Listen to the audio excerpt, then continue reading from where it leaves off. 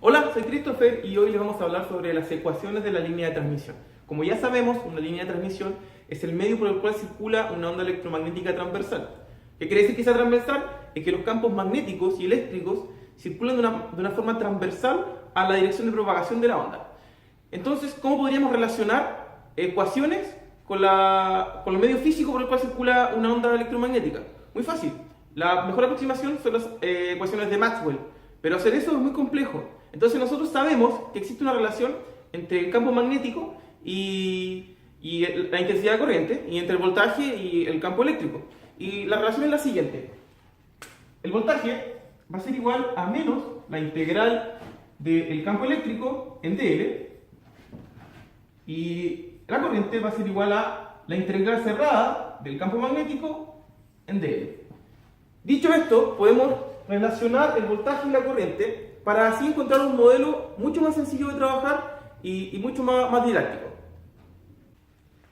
Bueno, el modelo que nos ayuda a entender cómo se comporta una línea de transmisión es este circuito denominado L, que nos muestra que la línea de transmisión, por su largo y sus características, va a representar características de impedancia, de resistencia, de capacitancia, de admitancia en algunos casos, y los cuales podemos ver acá. Estos valores son de tipo unitario porque no los conocemos y tampoco los vamos a conocer. Nos van a servir, sí, para establecer cuáles son las ecuaciones que vamos a seguir usando, que son las ecuaciones, las leyes de Kirchhoff. ¿Ya? Entonces, en el circuito podemos ver dos cosas. Primero tenemos un voltaje de inicio, un generador, y un voltaje de término, que vendría siendo una carga, ¿no? Entonces, estos valores que están acá, como yo dije que son de tipo unitario, van a depender de una distancia. De esta distancia, de x hasta un x más un delta x. Es importante también saber que el modelo se va a replicar en toda la línea de transmisión. Es decir, podemos imaginar que este se replica aquí, de la misma forma, con las mismas características. Por lo tanto, también en la salida. También lo podemos ver de la siguiente forma. Imaginemos que la línea de transmisión se achica y que este modelo se hace muy pequeño, casi infinitesimal. Pero lo importante es trabajar con él y establecer, por ende, las corrientes y las tensiones que nos van a ayudar a esclarecer cuáles son las ecuaciones. Podemos establecer que existe una corriente de entrada a la cual vamos a llamar I de X, una corriente de salida a la cual vamos a llamar I de X más un delta X. Y por ende una corriente que va a estar determinada por estas dos según las leyes de Kirchhoff. Algunos libros también dicen que en el modelo existe en esta parte una conductancia. En este caso, para entender el principio de las ecuaciones, no la vamos a considerar, pero sí en un futuro, y lo vamos a explicar por qué. Ahora nos encargamos de desglosar el circuito. Para esto vamos a partir estableciendo que esto es una impedancia y esto una admitancia. La impedancia unitaria queda establecida por la resistencia unitaria y J omega, ¿cierto?, la inductancia unitaria. La admitancia, a la cual vamos a llamar I unitaria, queda determinada por J omega y la capacitancia unitaria. Ahora lo que queda es entender las ecuaciones. Por ley de tensiones podemos establecer que esta diferencia potencial que hay acá, es decir, Bx menos Bx más delta X, va a estar representada por esta corriente atravesando esta impedancia, es decir, Bx menos B de X más delta X va a estar determinada por la corriente por la impedancia. Y por ley de corriente podemos decir que esta corriente que está acá va a ser igual a la suma de estas dos corrientes. Es decir, esa corriente va a ser igual a I de X más delta X más, y esa corriente está determinada por el voltaje entre esos dos puntos, Bx más delta X, por la admitancia de U. Pero no podemos olvidar que la impedancia y la admitancia están en función de un delta X.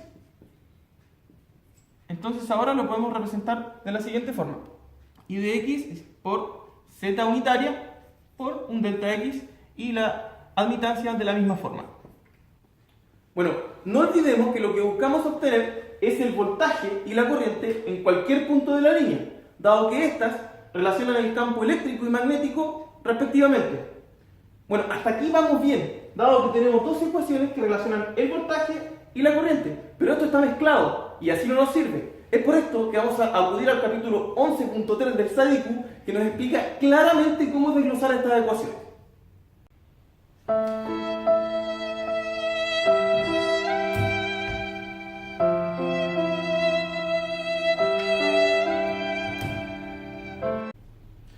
Bueno, el SADICU no lo explicaba tan bien, pero tengo un amigo que es experto en esto. ¡Abdías! Hola chicos, ahora vamos a entender muy bien cómo poder encontrar el voltaje y la corriente en cada punto de la línea. Vamos a verlo. Bueno, Christopher, a través de la ley de tensiones de Kirchhoff, ¿no es cierto?, en el nodo de salida del circuito equivalente, encontró esta ecuación. Ahora lo que vamos a hacer va a ser dividir por este delta X en ambos lados de la ecuación. Entonces tendríamos B de X menos B de X más delta X dividido por el delta X igual a I de X por esta impedancia unitaria. Ahora lo que nosotros estamos buscando es nuestro B de X, por lo tanto este delta X necesitamos que sea demasiado pequeño, por lo tanto vamos a aplicar el límite del delta X tendiendo a 0 de B de X menos B de X más delta X, todo esto dividido por delta X, va a ser igual al límite de delta X tendiendo a 0 de I de X por esta impedancia unitaria. Ahora, esta expresión que está aquí, ¿se les hace conocida? A mí también se me hace conocida, ¿no es cierto? Vendría a ser la definición de una derivada en función, ¿no es cierto?, del límite. Por lo tanto, esto nosotros lo podríamos escribir como la derivada de B de X a Bx, ¿no es cierto? Aquí no tenemos ningún delta X, así que sería todo igual a I de X por esta constante que sería la impedancia unitaria. Entonces aquí tenemos ya una nueva expresión para nuestro voltaje. Bueno, análogo al proceso anterior, tenemos la segunda ecuación que encontramos a través del proceso de las corrientes. Aquí solamente la corriente de salida la restamos al lado izquierdo. Y ahora vamos a dividir ambos lados de las expresiones, ¿no es cierto?, por este delta X, donde vamos a obtener que I de X menos I de X más delta X partido por delta X va a ser igual a este B de X más delta X. Y ahora necesitamos encontrar nuestro I de X, así que vamos a aplicar ese límite del delta X para que tienda a 0.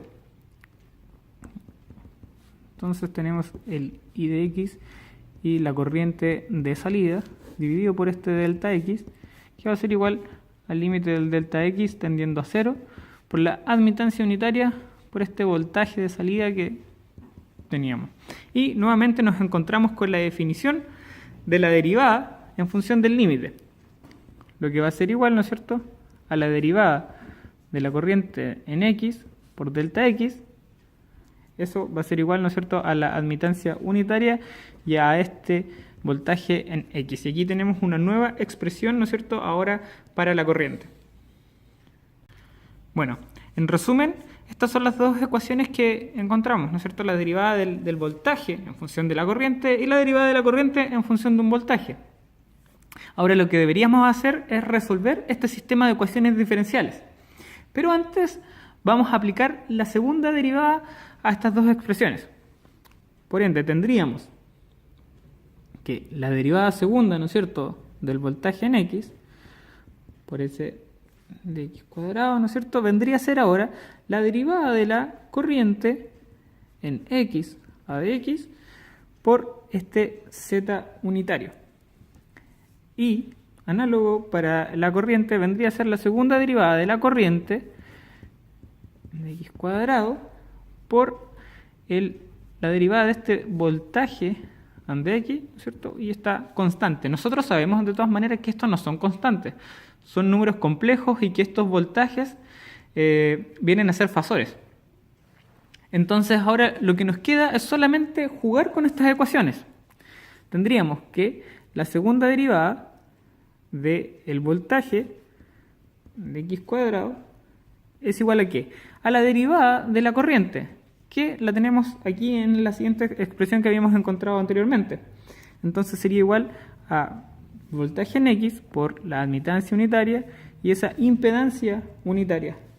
Y la segunda derivada de la corriente en x por dx cuadrado vendría a ser igual a la derivada del voltaje, que viene a ser la expresión que tenemos arriba.